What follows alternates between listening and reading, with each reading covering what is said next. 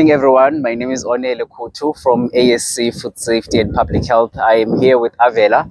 So, as you guys know, that we are conducting a study for the safety of the beaches in Port Elizabeth, also known as Gqeberha. So, we've covered a total of 7 beaches, starting from St. George's, going ahead to Maitland Beach. So as part of our study, the main goal was to see how are things going. Are the beaches actually safe to use for the public and also for the people that will be touring to PE as we are approaching the summer season? So as part of what we did, we took samples in the beaches and we sent them to one of our local labs just to see if we don't have any contamination or any microorganisms, pathogens that are actually dangerous to the people that will be using these recreational areas. So as part of the study, we did conduct the test with the period of 4 months, starting from July up until now.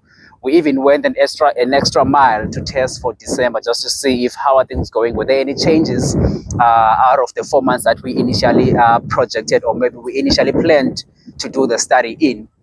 So we just wanted to ensure that the public and the people that will be using the beaches in PE or in Port Elizabeth will be safe. Okay, so as you can see, we are now at the Hobbie Beach. You can see from behind we do have the Boardwalk Mall and also the Boardwalk Hotel. So we do have some quite great news with regards to the Hobbie Beach.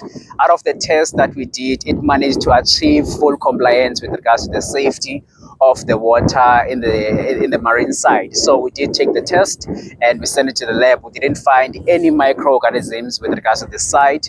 We managed to achieve full compliance. So in that case, this simply means that the people are free to swim to the Hobbie Beach, are free to use this site, as it doesn't contain anything that might pose a health hazard to their site or maybe cause any form of contamination. Then moving on to Humewood Beach, which is one of the beaches that we did sample in. We started out quite well with Humewood Beach. The results were quite well throughout the years, but for December and November 2025, that's when we started picking up some microorganisms. So we would pretty much suggest that people maybe would opt for this side, because we would not necessarily know what might occur if you're using a beach that has been found to be somehow contaminated. So in that case, we would suggest that the public and also the tourists, the people who will be visiting PE, can opt for this side. Humewood, which is quite fairly close to use. I think maybe it could be a 5 minutes walk from the Humewood to the Hobbie site. Third one, on the same row, on the same line, we do have the Kings.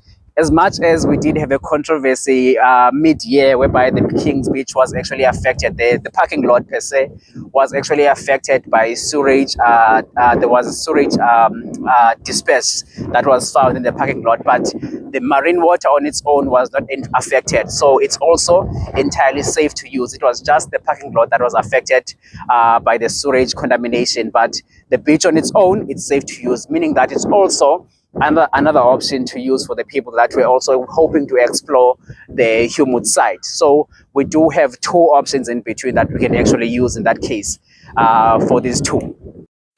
So we are now at the New Brighton Beach. We just come from Summer Strand, where we did Humewood, Hobbie Beach, and also the Kings.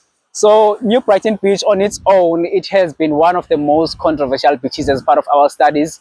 As I believe that we have seen also on the news, there have been some press releases that have been showing us the contamination results, or maybe how New Brighton Beach is currently standing with regards to contamination in the marine water. So also as part of our studies, for the period of 3 years we've been doing these studies, we've also been getting the same results with regards to this site. It has never been pleasing to see the results that have been out of spec.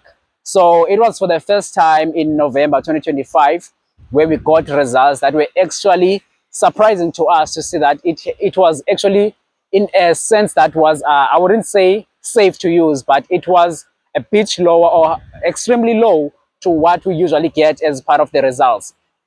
So also with regards to December, that's when we went on to do an extra test for December, just to confirm that were there any maybe confusions that were done during the sampling, or maybe everything was captured correctly. So we went on to do an extra sampling for December, just to confirm the November results that we've obtained, if they are actually correct. There was no contamination, there was no miscommunication at all. The results were actually correct, they were actually accurate. So that's why we went on to do the extra test, that's to confirm that these results were actually correct. They have been sampled correctly as they should.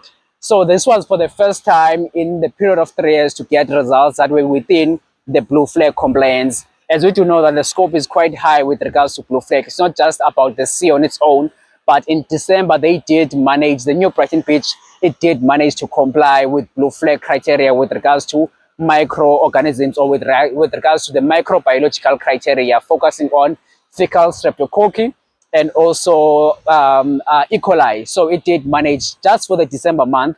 The other months they have not been managing to do any compliance at all. But for the blue flag on its own, the scope is quite high. It's not just about how the seawater is or the microbiological standard of the seawater is. It also does look into other things or other parameters with regards to this site. So on its own, on the water side for December, it did manage to fall within the compliance site. So the last three that we covered as part of our study was the Bluewater Bay, St. George's, and also Maitland Beach on the other side. So basically the results were exceptionally well when it comes to those three.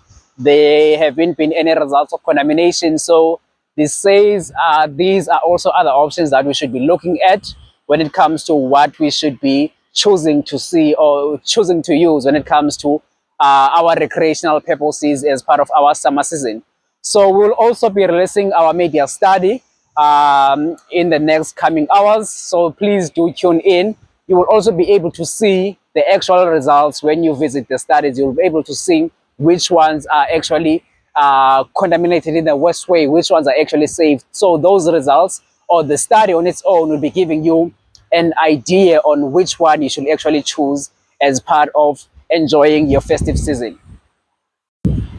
For more information with regards to our study, please do tune in to our website, ascconsultants.co.za. You can also visit us on LinkedIn, ASC Public Health and Food Safety. Same goes to Facebook and all other social media platforms. That is where we would share our studies. That is where we would share all our information with regards to the safety of the public and also food safety related issues. So please do tune in to see what do we have in stock.